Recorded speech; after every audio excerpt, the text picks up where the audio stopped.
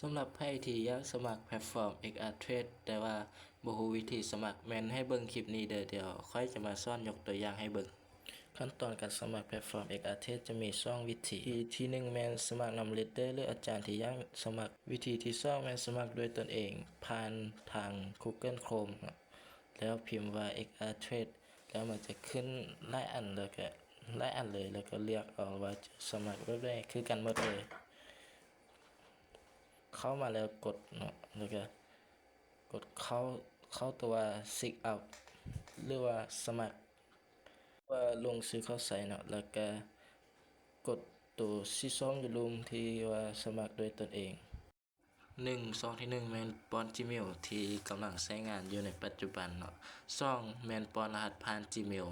3แม่นป้อนรหัสผ่าน Gmail อีกครั้งเพื่อยืนยัน4ใส่ตัวเลขตามที่เห็นอยู่หน้าจอนี้เพื่อยืนยันอีกครั้งแต่ในคลิปนี้ค่อยจะมาสอนวิธีสมัครนำ Leader หรือว่าอาจารย์เนาะให้อาจารย์เขาจะส่งลิงก์มาให้ก่อนเนาะ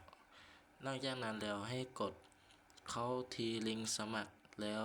มันจะเข้ามาที่หน้า BX Trade RX Trade เนาะช่องที่1แม่นป้อนอีเมลที่ใช้งานได้ปกติเนาะแล้วช่องที่2แม่นป้อนรหัสผ่าน Gmail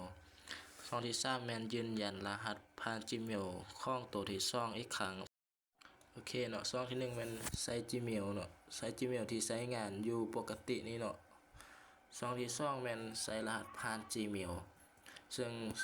ต้องสร้างรหัสผ่าน Gmail ด้วยตนเองช่องที่3นี่แม่นยืนยันรหัส Gmail ตัวที่2สังเกตว่าถูกแล้วบ่ช่องที่3แม่นยืนยันรหัสอีกครั้งเนาะให้สังเกตเบิ่งว่าถูกต้องหมดทุกอย่างแล้วบ่แล้วก็กดไม้ติ๊กตัวอยู่กองลุ่มสุดเนาะแล้วจะพามาอยู่หน้านี้แล้วให้เข้าไปเบิ่งอยู่ Gmail เนาะทาง XR เพิ่นจะ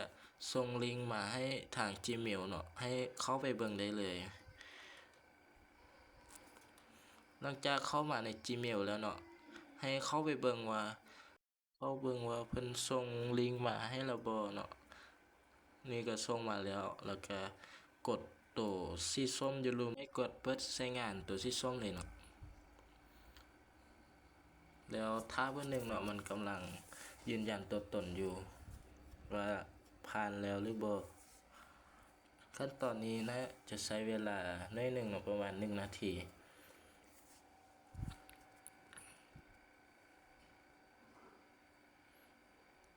โอเคเข้ามาถึงอันนี้ก็ได้ยืนยันตัวตนสำเร็จแล้วเนาะ